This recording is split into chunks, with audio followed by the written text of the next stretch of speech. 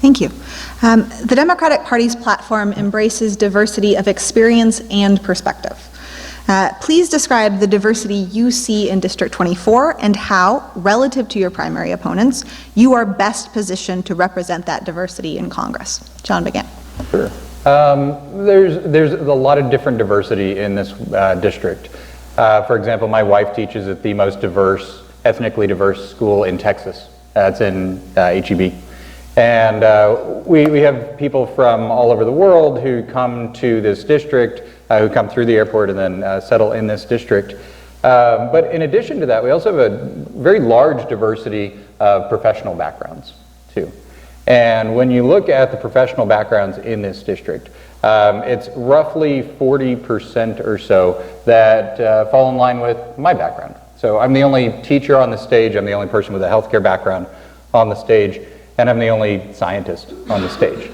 So when we're talking about representing the diversity, and especially the diversity of experiences and the diversity when it comes to professional backgrounds, I think I fit there. We have also done as a campaign a targeted outreach to groups that traditionally are underrepresented in the electorate. And as a result of that, we received the endorsement of Jolt Action, which is a youth Latino outreach group that was started by Cristina Tzintzún Ramirez, who's running for Senate right now, and that also helped the Beto O'Rourke campaign. Richard Fleming. I think, as I stated earlier, I think my background here, growing up in this community, I will say that although this district has some pockets of poverty, it is a relatively diverse district. When you start looking at socioeconomics status, you start looking at age, you start looking at income, this is a pretty diverse district. And I think that the message that you have to come is, for me, it's easy because folks are looking for an authentic leader. They're looking for someone that's used to taking care of action, used to handling situations that arise that our current congressman is not doing. And so that's one of the main reasons we got to make sure that we send our next representative to Congress that has a background in not only serving people, but serving North Texas community. We can't afford to have something like Donald Trump. After all, if Donald Trump served on the local level, we would have a pretty good idea of what he would do as a president. And so, thank you. Candace Valenzuela. Texas 24 is an incredibly diverse district. As of 2016, this was a majority person of color, majority minority district. Its median age is about 36 and it is completely suburban. In order to win a district like this one, you need to be able to bring out folks that feel enfranchised by your leadership. I've got the broadest base of coalition on this stage, again, ranging from high school students who volunteer their time, precinct chairs, sitting elected officials. These aren't people who dabble because it's a fun thing to do. It's because I've sat alongside them and I've done the work with them. Look at me. I'm a young Black Latina myself. And one of the ways that you're going to excite voters to come out is you're going to have somebody that has represented them in a way that they've never seen before.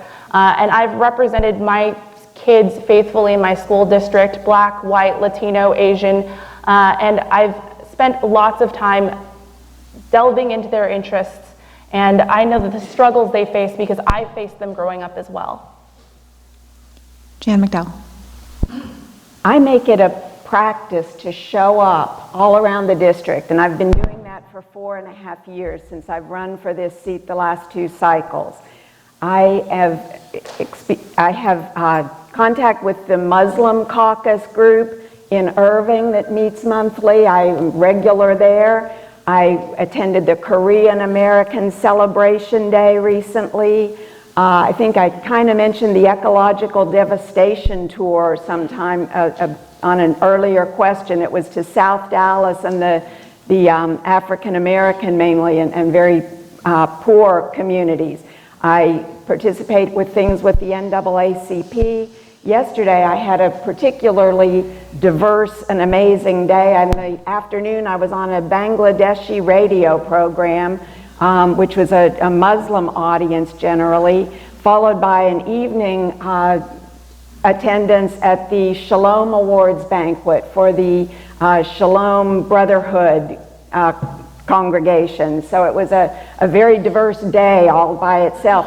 Age-wise, I think also I represent a perspective and have a feel for it. I helped my parents through their later years. I have grandkids, I have kids, I am a senior. I'm part of the Texas Alliance for Retired Americans, so I'm looking at age, ethnic, all religious, all sorts of ethnic diversity. Kim Olson.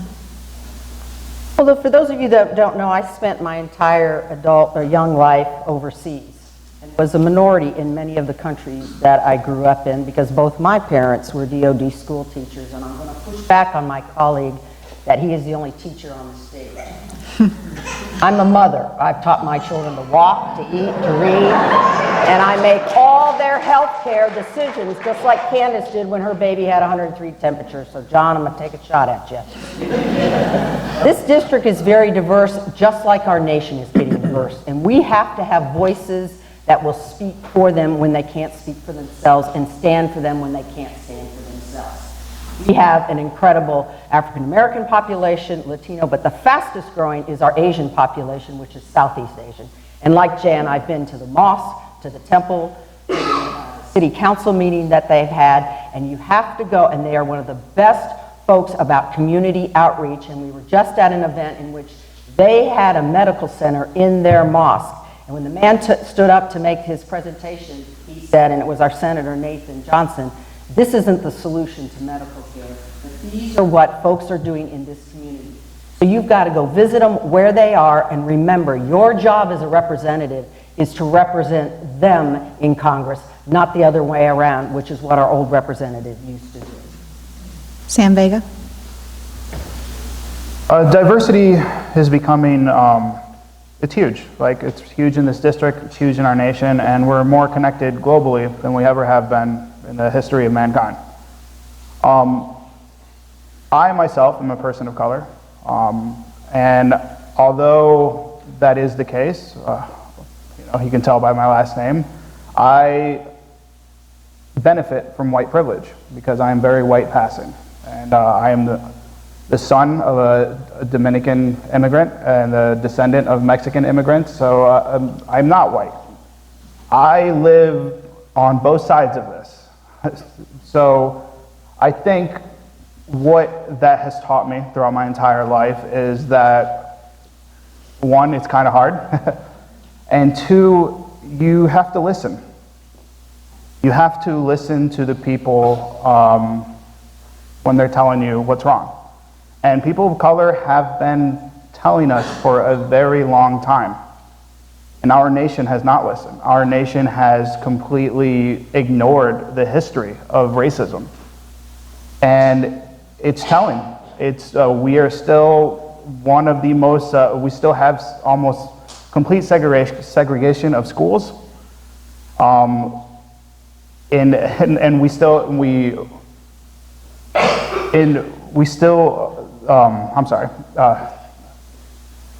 the money goes to the whitest of those schools. So it's telling that we have not made those strides, even though we are more diverse. And I am a person who listens to those people, and I think that's vital. And I did say at the beginning that if your name was invoked, you could have 30 seconds to respond. John, would you like to respond? Sure. Kim, I very much appreciate what you've done for your kids and your grandkids. I'd say if you'd ever like to, come join me in the classroom or my wife in the classroom sometime. I've been a teacher, John, for 18 years, so putting that on the table. I have a degree in teaching. All right.